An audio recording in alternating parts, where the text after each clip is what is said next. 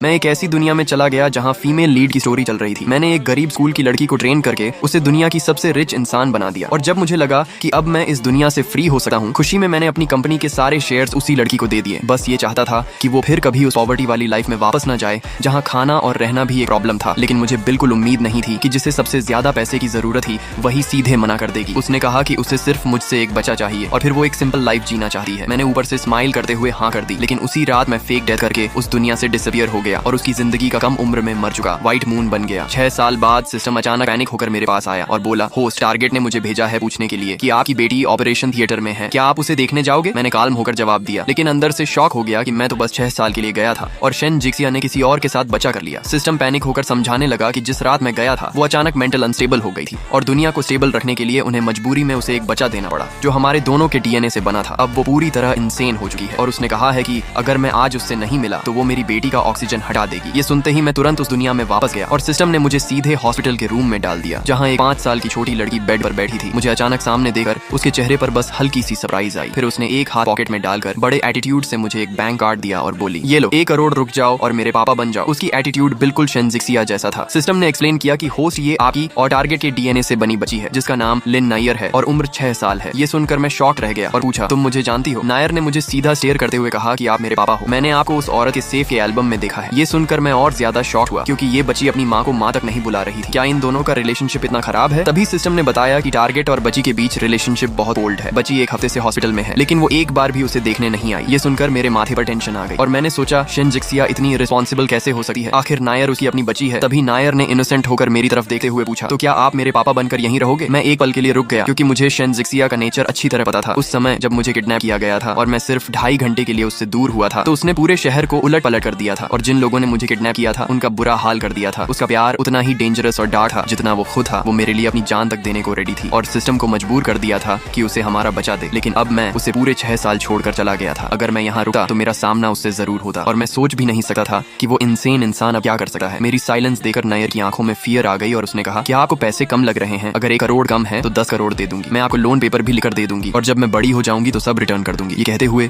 उसने तुरंत एक पेपर निकाला और उस पर कई सारे जीरो लिख दिए और मुझे साइन करने देने ही वाली थी कि तभी एक मेड अंदर आई। उसने मेडिसिन रखी और तुरंत पेपर छीन कर फाड़ दिया और गुस्से में बोली, मैडम आप समझ क्यों नहीं रही? ये 9999 आदमी है जो प्लास्टिक सर्जरी करके आपके पापा बनकर आपको चीट करने आया है। ये कहते हुए वो मेरी तरफ बढ़ी और मेरे बाल पकड़ने लगी, लेकिन नायर पेन की परवाह किए बिना तुरंत बेड से उतरकर मेरे सामने खड़ी हो गई और बोली, तुमने उसे छूने की हिम्मत कैसे की? क्या तुम्हें लगता है कि मैं अपने रियल पापा को नहीं पहचान सकती? मेड ने कहा, लेकिन मैडम आपके पापा को मरे हुए 6 साल हो गए हैं, वो कैसे हो सकते हैं? नायर गुस्से में चिल्लाई, शट अप, मेरे पापा मरे नहीं है। उस औरत ने खुद कहा था कि मेरे पापा एक सिस्टम यूजर हैं।